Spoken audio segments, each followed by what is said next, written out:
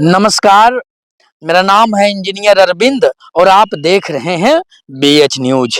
मेरी मौजूदगी इस समय शेखपुरा में है और हमारे साथ इमाम फजल साहब हैं। इनसे हम बातचीत करेंगे। कुछ दिन जो है इनके पार्टी में खुशी का माहौल था, लेकिन कल जो है जितेंद्र नाथ के इस्तीफे के बाद जो खुशी था वो गम में बदल गया। इन तमाम मुद्दे पर हम बातचीत करेंगे। जितेंद्र नाथ ने जो है उपेंद्र कुशवाहा पर परिवार वाद का जो है आरोप लगाने का काम किए हैं। ये तमाम मुद्दा पर हम बातचीत करेंगे। कैसे हैं सर? ठीक है अरविंद जी, आप कैसे हैं बताइए। हम भी बढ़िया है। चुनाव के बाद जो है पहली बार मुलाकात हो रहा है। पहली बार राष्ट्रीय लोक मोर्चा के प्लेटफॉर्म पर आपको भी धन्यवाद कि आप आज बात कर रहे हैं हमसे। इतना उम्मीद था कि एनडीए को इतना बड़ा बहुमत मिलेगा? हाँ नहीं, उम्मीद तो थी कि इतने बड़े बहुमत मिलेंगे, क्योंकि हम लोग बार बार ये कह रहे थे कि 2025 225, तो ये टारगेट तो हम लोगों ने फिक्स करके ही रखा था, बल्कि हम तो टारगेट से कुछ और पीछे रह गए।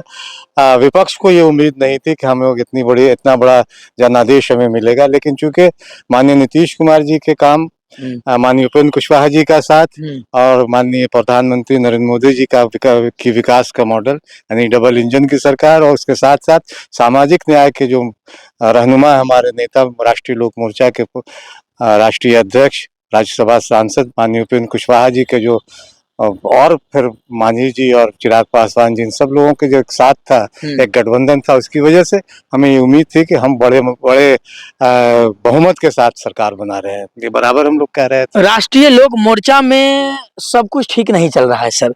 चुनाव में जो है आपकी पार्टी अच्छा परफॉर्म करती है, 6 सीट में से 4 सीटों पर जो है जीत मिलता है, लेकिन एकाएक आपकी पार्टी में ऐसा क्या हो जाता है कि आपकी पार्टी का जो नंबर 2 जितेंद्र नाथ हैं, वो आप पर आरोप लगाते हैं कि परिवारवाद का आरोप लगाते के साथ साथ जो है वो पार्टी को छोड़ भी देते हैं। नहीं देखिए, वो पार्टी के वरिष्ठ नेता थे, राष्ट्रीय उपाध्यक्ष थे। हाँ। तो अब उन्होंने किन कारणों से पार्टी छोड़ी है ये उन्होंने स्पष्ट किया, लेकिन ये है कि पार्टी सिद्धांतों से चलती है। पार्टी का एक अपना संविधान होता है, और जब हम एनडीए के साथ हैं तो एनडीए के साथ हैं। वो शेखपुरा के बड़े नेताओं में रहे, कई चुनाव उन्होंने लड़ा, कई विधानसभा के चुनाव उन्होंने लड़ा, लेकिन उसमें उन्हें कामयाबी नहीं मिली। 2020 में भी पार्टी से जुड़े हुए थे, 8-9 साल से वो जुड़े हुए थे।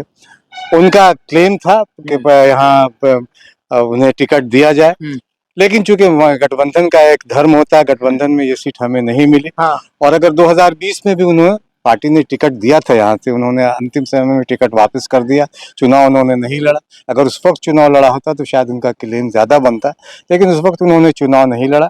वो वरिष्ठ है, किन कारणों से उन्होंने दिया, लेकिन यह है कि पार्टी अनुशासन से चलेगी। हम अगर एनडीए के साथ हैं तो हम एनडीए के साथ हैं। एनडीए का विरोध करना या एनडीए के किसी उम्मीदवार का विरोध करना सार्वजनिक तौर पे, मुझे लगता है कि ये किसी भी पार्टी के किसी भी नेता, किसी भी कार्यकर्ता के लिए ठीक क्या लग रहा है कि शेखपुरा में जितेंद्र नाथ जी का जो रणधीर सोनी के लिए विरोध किए खुलकर, वो उनको महंगा पड़ा? निश्चित तौर पर देखिए, विरोध हम अगर एनडीए के साथ हैं और एनडीए में अगर हम हैं और हम एनडीए के किसी उम्मीदवार का चुनाव में खुलकर विरोध करेंगे तो ये पार्टी के अनुशासन के खिलाफ है। इसका हम तमाम लोगों को ध्यान रखना चाहिए। माननीय जितेंद्र नाथ जी को भी इसका ध्यान रखना चाहिए। तो उन्होंने क्यों नहीं रखा, क्या कारण थे? इनके अपने निजी कारण हो सकते हैं, उनकी अपनी पीड़ा हो सकती है, और ये पीड़ा जायज़ भी है कि चलिए उन्हें टिकट की रेस में थे, टिकट चाह रहे थे, यहाँ से चुनाव लड़ना चाह रहे थे। अच्छी बात है, चुनाव अगर हमें हमारी पार्टी को यहाँ से ये सीट मिलती तो जाहिर है कि उनका दावा सबसे ज्यादा बनता। लेकिन जब गठबंधन में ये सीट जनता दल यूनाइटेड को चली गई तो हमें एनडीए के साथ हमने हमारे नेता खड़े हैं मजबूती के साथ, तो हम तमाम लोगों को भी मजबूती के साथ खड़े रहना चाहिए। तो हमें विरोध जिस तरह का उन्होंने प्रेस कॉन्फ्रेंस कर किया वो पार्टी के अनुशासन के खिलाफ था। तो देर सवेर उन्होंने जो किया उसके ऊपर उन्हें पछतावा हो रहा है कि हमने किया। शायद इसी वजह से उन्होंने पार्टी छोड़ी। और जो परिवारवाद की बात की, तो हमने, मुझे लगता है कि ये बात जितेंद्र नाथ जी से ज्यादा बेहतर बता सकते हैं, जितेंद्र नाथ जी बता सकते हैं और उनके पुत्र राहुल जी बता सकते हैं कि परिवारवाद की परिभाषा क्या है। हम क्या बताएं इस पे, उनसे ज्यादा बेहतर आप पूछ सकते हैं, उनसे सवाल कर सकते हैं। परिवारवाद पर अगर जितेंद्र नाथ जी अगर आरोप लगाए हैं तो ये तो सही बात है। नहीं, तो ये उनसे भी पूछ सकते हैं ना कि कई सालों से वो भी थे पार्टी में, उनके पुत्र राहुल कुमार भी पार्टी में थे, तो परिवारवाद उस वक्त भी तो परिवारवाद की बात की जा सकती थी। लेकिन चूंकि अगर परिवारवाद है तो इस सवाल का बेहतर जवाब जितेंद्र नाथ जी, माननीय जितेंद्र नाथ जी दे सकते हैं, और राहुल कुमार ही ज्यादा बेहतर तरीके से देख सकते हैं, क्योंकि वो भी पार्टी में अ, थे, एक पार्टी के राष्ट्रीय उपाध्यक्ष थे और दूसरे पार्टी के प्रदेश महासचिव और प्रवक्ता थे। तो वो अपने बेहतर तरीके से इसका जवाब दे सकते हैं कि परिवारवाद की परिभाषा वो ज्यादा बेहतर तरीके से परिभाषित कर सकते हैं बनिस्बत मेरे। राष्ट्रीय लोक मोर्चा में दीपक प्रकाश जी से कोई ज्यादा मेहनती, लगनशील, अनुभव या काबिलियत की बात करें तो उनसे ज्यादा कोई नहीं था जो बिना चुनाव लड़े उनको मंत्री बना देते हैं। राष्ट्रीय लोक मोर्चा में ऐसा एक भी नेता नहीं था। आप क्या उस पद के लिए सटीक नहीं थे? नहीं, देखिए चीजें ये है कि बिना चुनाव लड़े, तो बिना चुनाव लड़े पहली बार देश में नहीं हो रहा है इस तरह का। राबड़ी देवी जी जब मुख्यमंत्री बनी, माननीय राबड़ी देवी जी, तो वो किसी सदन की सदस्य नहीं थी। माननीय स्वर्गीय राजीव गांधी जी जब प्रधानमंत्री बने, तो वो भी किसी सदन के सदस्य। बहुत सारी इस तरह की मिसाल है। तो ये कहना कि बिना चुनाव लड़े वो बन गए, या काबिलियत उनमें है इसलिए बनी, हम में कितनी काबिलियत है वो हम अपने मुझे चूंकि मैं संगठन से जुड़ा हुआ और संगठन में मेरी भूमिका ज्यादा बेहतर है, तो इसलिए मैं संगठन में मुझे जगह दी गई। एनडीए के लोग जो है लालू जी पर परिवारवाद का आरोप लगाते हैं, लेकिन जो काम लालू जी करते हैं उसी रास्ते पर तो आप लोग भी चल रहे हैं, तो सिर्फ लालू जी को जो है खामखा जो है बदनाम करते हैं आप लोग। नहीं, देखिए लालू जी का परिवार देखिए बहुत सेंट्रिक है। आप देखिए किस तरह से उनका, और ये परिवारवाद पिछले 35 साल से है। और परिवारवाद का मतलब ये नहीं कि सिर्फ ये है, हम तो किसी युवा को आगे बढ़ा रहे हैं। जहाँ चूंकि प्रधानमंत्री जी का भी MY पर ज्यादा, हम नया MY का समीकरण उन्होंने दिया, महिला और यूथ, तो हम तो महिला और यूथ दोनों को आगे बढ़ा रहे हैं। इसे आप परिवारवाद से अगर जोड़ के देख रहे हैं तो परिवारवाद का, और या परिवारवाद इसे नहीं कहा जा सकता, क्योंकि ठीक है कई बार कई चीजें होती हैं कि आदमी ने, कोई नेता या कोई पार्टी किसको क्या करना चाहती है, ये उसका एकदम बहुत ये पार्टी का अपना पूरा मतलब। तो हम लोग कार्यकर्ताओं की, ये नहीं कि उपेंद्र कुशवाहा ने थोपा है उस पे, उन पे तो या पार्टी पे माननीय उपेंद्र कुशवाहा जी ने कार्यकर्ताओं का जो सम्मान किया, कार्यकर्ताओं के से पूछ कर, कार्यकर्ताओं की जो दिल की जो ये थी, उसकी वजह से उन्होंने दीपक प्रकाश जी को भी बनाया। और चूंकि हम लोग भी चाहते थे कि स्नेहलता जी जो उनकी पत्नी, वो चुनाव लड़े, विधायक बने, ताकि कई बार चीजें ऐसी होती है कि हमको सदन में भी अपनी मौजूदगी का एहसास कराना पड़ता है।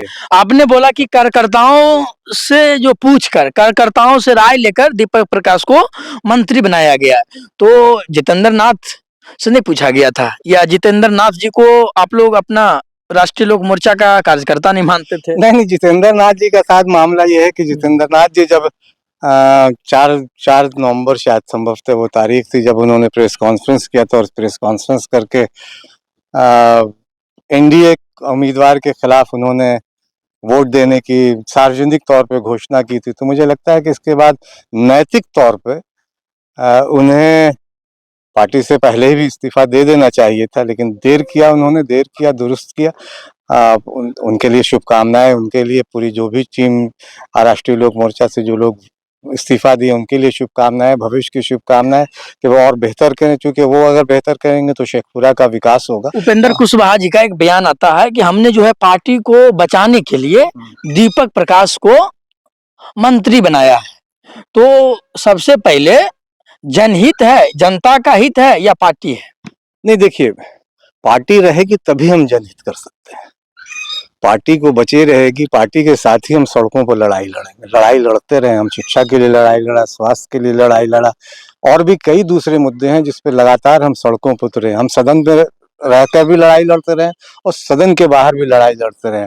और माननीय उपेंद्र कुशवाहा जी तो वो व्यक्ति हैं जिन्होंने सदन को कई बार छोड़ा, सड़कों पर आए, सदन छोड़कर सड़क पे आया और संघर्ष किया जनता के लिए।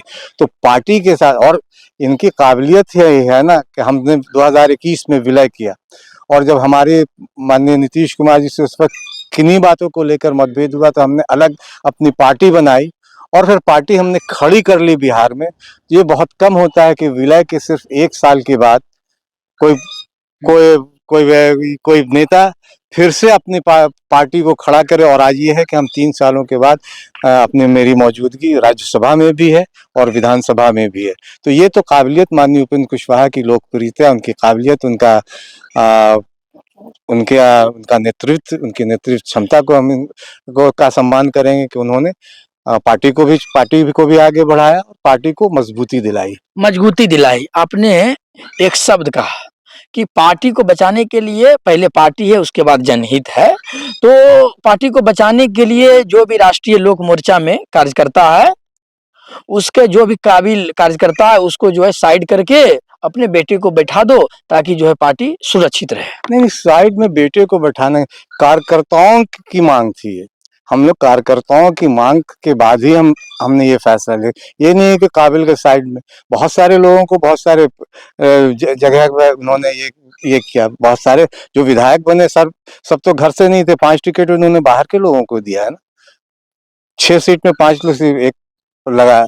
तो चीजें ऐसी है कि सिर्फ ये नहीं कि काबिल लोगों को इग्नोर कर, काबिल लोग थे तभी 4 लोग, चाहे 3 और विधायक, 3 दूसरे घर से बाहर के विधायक बने, 2 और थे जो चुनाव हार गए। तो ऐसा नहीं है कि इग्नोर किया जा रहा है पार्टी के। और जब पिछली बार 2020 में लड़े थे हम लोगों ने तो कार्यकर्ताओं को 105 टिकट दिया था माननीय उपेंद्र कुशवाहा जी ने। 2020 में माननीय जितेंद्र नाथ जी ने चुनाव का टिकट उन्हें सिंबल दिया गया, लेकिन आखिरी वक्त में उन्होंने सिंबल वापस कर दिया गया क्योंकि उन्हें लगा कि हम ना महागठबंधन में है हमारी पार्टी, ना एनडीए में है, हम तीसरा मोर्चा में। हार का डर सताने लगा था। लगता है कुछ होगा, कुछ उनकी अपनी निजी महत्वाकांक्षा होगी, जो उनकी निजी राय क्या थी।